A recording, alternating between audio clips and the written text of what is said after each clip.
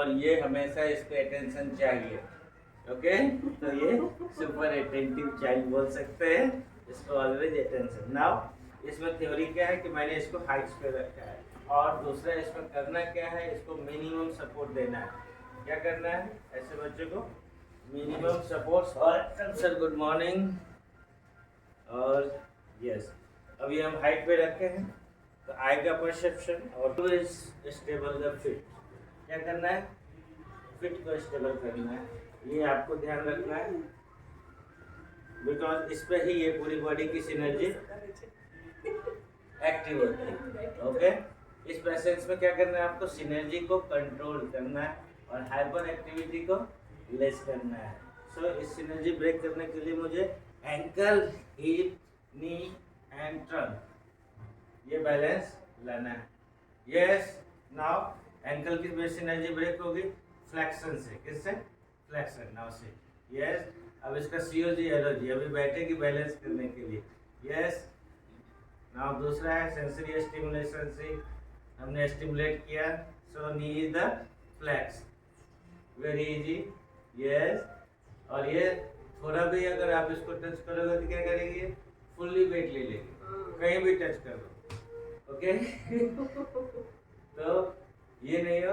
Now vestibular बता रहे थे, तो ये कन्वेंशनल फिजियोथेरेपी है कि हम इसको मूव कर रहे हैं, बैठाने की कोशिश कर रहे हैं, बैठने का कमांड दो। ओके, ये करेगी।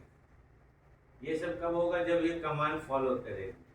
लेकिन जो बच्चा कमांड फॉलो ना करे, ओके, जो बच्चा हाइपर एक्टिव हो, फिर आप उसको कैसे कंट्रोल करो, तो उसके लिए है vestibular system. Vestibular system non invisible system, वो वर्क करेगा एलओजी एंड सीओजी पे, एंड बॉडी के sympathetic and parasympathetic activity पे। Sympathetic and parasympathetic activity neuro hormonal controls. Okay, so now उसके लिए अपने को सिर्फ नेक फ्लेक्स करना है। यस, और यस, सी, वेरी, ठीक है। खड़ा होने के लिए हम क्या करेंगे, अब ये एलओजी है, line of gravity, COG centre of gravity. अब नाउ कोई भी एंटिटी है, कोई भी सब्जेक्ट है, उसको गिरने का डर होता है, तो इसी डर को हम यूज करेंगे एज ए टूल, और इससे इसको क्या करेंगे, overcome and balancing. Very easy. तो मैंने शोल्डर से क्या किया, इसके सीओजी एलओजी को मेंटेन किया। यस यस, तो और बेंड करेंगे एंड इजी। ओके, तो रिफ्लेक्सिव थेरेपी को रिफ्लेक्स से ही सही किया जा सकता है। ओके, और रिफ्लेक्स उतना ही होना चाहिए, सेंसरी स्टिमुलेशन उतना ही होना चाहिए जितने में हमें डिजायर्ड मूवमेंट मिले, न ज़्यादा न कम। इस बात का इस केस में काफ़ी ध्यान रखना पड़ता है। ओके, है कि नहीं, है कि नहीं, बोलो हाँ, बोलो आद्या हाँ, हाँ जोर से बोलो हाँ। अच्छा, हाय नहीं बोलना, हाँ बोलना है। बोलो आओ दीदी आओ। सामने कौन है, सामने कौन है, कैमरा में कौन है, कौन है, कौन है, कौन है। ये इसका रिफ्लेक्स में भी है, ये मेरे लिए प्रॉब्लम में भी है, क्योंकि इसको बार बार ट्रेनिंग दी गई कि सिटिंग स्टैंडिंग की, तो जैसे ही ये बैठेगी बिना बोले ये करेगी। बट अपने को करना क्या है, वो ब्रेक करने के लिए have to be control with the vestibular. और कहाँ पे करना है, हाइट के ऊपर।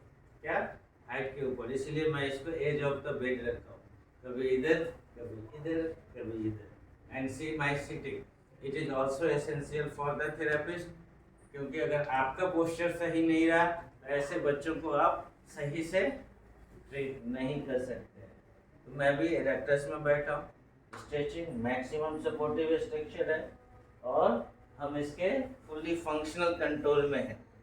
नाउ से मैंने इसको छोड़ दिया, इससे स्ट्रेचिंग ऑफ द एल्व्स, diaphragm and yes.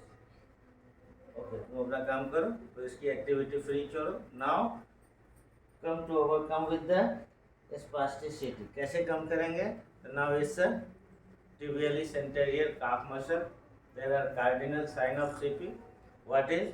There is a first tightness in calf muscles, adductor muscles, okay, and soleus muscles. These are the cardinal sign of CP. इसको ओवरकम करने के लिए slow sustain passive station, okay, so it's not more than 3 to 7 seconds and relax, okay, say yes again, that's it. Why this is a stretching? कितना करना है, क्यों करना है, किस लिए करना है, तो ये सारी चीज़ें एक एडवांस डोज के रूप में आनी चाहिए, मैं बता दे रहा हूँ। स्ट्रेचिंग ज़रूरी है मसल्स को एक्टिव करने के लिए। गोल्जी फायरिंग एपरेटस होती है, उसको कंट्रोल करने के लिए, रिसेप्टर्स, प्रोप्रियोसेप्टर्स, इन सब को स्टिमुलेट करने के लिए। नाउ स्टिमुलेशन अगर ज़्यादा करेंगे, मोर देन 7 सेकेंड या 10 सेकेंड करेंगे, तो क्या होगा कि उसकी जो फ्रिक्वेंसी है, उसकी जो करंट ट्रेवल करने की कैपेसिटी है, उसमें प्रॉब्लम आ सकती है। आप जानते हैं कि स्पैस्टिसिटी बढ़ती है टच करने से, हाइपर मूवमेंट से, इसीलिए हम मसाज ऐसे बच्चों को अवॉइड करते हैं, क्योंकि ऐसे बच्चों को हम जोर से बोलेंगे, सडन साउंड करेंगे, तो क्या होगी, स्पैस्टिसिटी बढ़ जाएगी, क्योंकि हाइट पर साउंड रिफ्लेक्स आने वाला है। दूसरा क्या होगा, सडन टच करेंगे तो भी ये अपने आप को प्रोटेक्टिव करेगा, और ये सब एक्शन जितनी बार ज़्यादा होगा स्पैस्टिसिटी बढ़ जाएगी। तो ऐसे बच्चों को हमेशा कवर में रखें, कॉटन में रखें, ग्लव्स में डालें, ठीक है।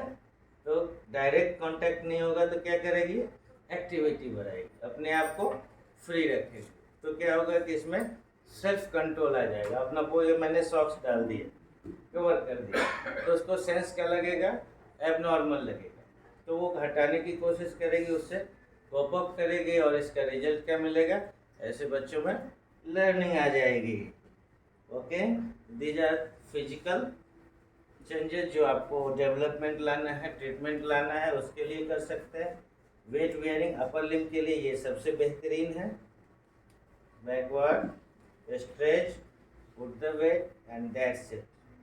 ओके, जैसे ही अगर आप वेट रखेंगे ये कंट्रोल लेगी, और यहाँ से ये हट नहीं सकते। ओके, चाहे बच्चा जिद्दी हो, कोऑपरेटिव हो, अनकोऑपरेटिव हो, चिल्लाए, इस पे आपको ध्यान नहीं देना है, ध्यान देना है इसके वेट एंड कंट्रोल पे, एंड दैट्स इट। ओके, तो हर मूवमेंट के बाद इसको क्या देना है, वेट बेयरिंग एक्सरसाइज, तो लिम्ब कंट्रोल आ जाएगा। हायर कॉच पे करना है जिससे बैलेंसिंग आ जाएगी, और परकशन ट्रेनिंग, ओके, गिराना है और बचना है, ठीक है। यस, इससे इसको डर नहीं लगता है। Thank you.